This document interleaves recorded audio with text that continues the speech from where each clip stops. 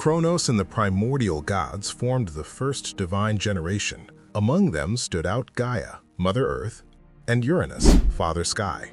From their union were born the 12 Titans, the second generation. The youngest of them was Kronos, always depicted with a sickle and associated with harvests and inexorable time. In addition to the Titans, Gaia and Uranus had other children, the one-eyed Cyclopes and the Hecatonchires with 100 hands. Uranus despised them and imprisoned them in Tartarus, a deep abyss turned into a place of torment. Enraged, Gaia forged a massive stone sickle and called upon her Titan children to take revenge. All feared confronting their father, except Kronos. Kronos ambushed Uranus and castrated him. He threw the genitals and the sickle into the sea. From the foam later arose the island of Corfu, whose shape resembles a sickle. With Uranus overthrown, Cronus and his sister Rhea proclaimed themselves king and queen of the cosmos. Their reign became known as the Golden Age, a time without laws, labor, or suffering for mortals. But a prophecy from Gaia and Uranus warned Kronos that one of his own children would overthrow him, just as he had done to his father. Paranoia consumed him. With Rhea, he had several children, but he swallowed them at birth.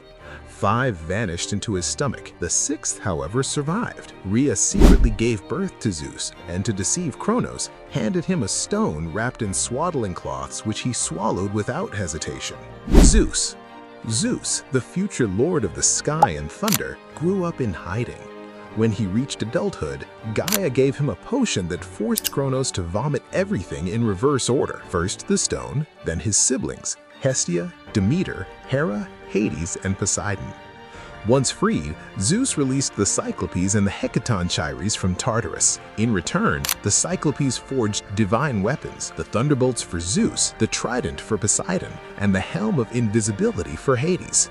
The Titanomachy erupted, the great war between Zeus and his allies against Kronos and the Titans. The former fought from Mount Olympus, the latter from Mount Othrys.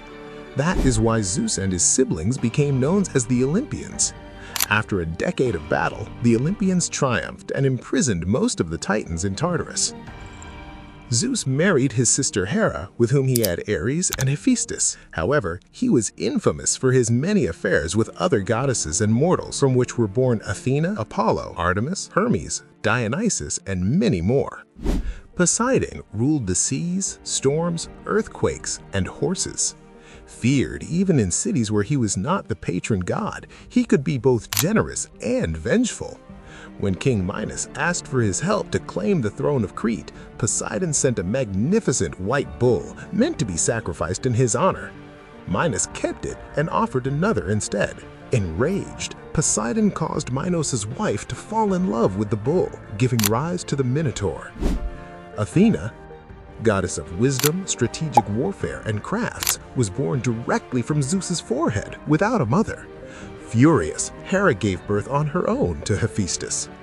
Athena competed with Poseidon for patronage of Athens. He struck the ground and created a saltwater spring. She planted the first domesticated olive tree. The Athenians chose the olive, and the city took her name. Angered, Poseidon sent his son to cut down the sacred tree, but he accidentally killed himself. Athena also punished Medusa, turning her into a monster after she was raped by Poseidon in Athena's temple. Hera, queen of the gods and goddess of marriage, family, and women, was both sister and husband to Zeus. Jealous and vengeful, she persecuted her husband's lovers and his illegitimate children. When she learned that Leto was pregnant with twins by Zeus, she forbade any place on Earth from sheltering her during childbirth. Poseidon helped by guiding Leto to the floating island of Delos. Hera also tormented Heracles from infancy. She sent serpents that the baby strangled and later drove him mad, causing him to kill his family and undertake the famous 12 labors. Hephaestus, Hephaestus, god of fire, the forge, artisans, and volcanoes, was born lame, and Hera threw him from Olympus out of shame. He fell into the sea and was raised by nymphs. He forged the weapons of gods and heroes, such as those of Achilles and Heracles, and created Pandora, box of evils. To take revenge on her mother, he built a magical golden throne that trapped her. He only freed her in exchange for marriage to Aphrodite. Aphrodite, goddess of love, beauty, and desire, had one of the strangest and most dramatic origins in all of Greek mythology. She emerged from the sea foam when Uranus's genitals fell into the ocean, making her one of the oldest and most powerful deities. Her mere presence ignited passion in gods and mortals alike, and no one escaped her influence. Though she was married to Hephaestus, the god of the forge, their union was more arrangement than romance. Aphrodite carried on an intense affair with Ares, the god of war, blending desire and violence into an explosive relationship. Tired of the betrayal, Hephaestus forged an invisible, unbreakable net and trapped the lovers in the act, exposing them before all the gods of Olympus. Rather than being outraged, the gods burst into laughter until Poseidon intervened to end the humiliating spectacle. Ares, god of violent war, physical courage, and brutality, embodied the chaos of battle, unlike Athena's strategy. He had many lovers and descendants, but appears infrequently in the major myths. Apollo, god of the sun, music, prophecy, healing, plagues, poetry, and archery, was the son of Zeus and Leto. Patron of the Oracle of Delphi, he could both heal and bring disease. Along with his twin sister Artemis, he was one of the most widely worshipped gods. Artemis, goddess of the hunt, wilderness, animals, birth, and chastity, was one of the 3 virgin goddesses. She fiercely protected her purity. When the hunter Actanion saw her bathing, she turned him into a stag, and his own hounds tore him apart.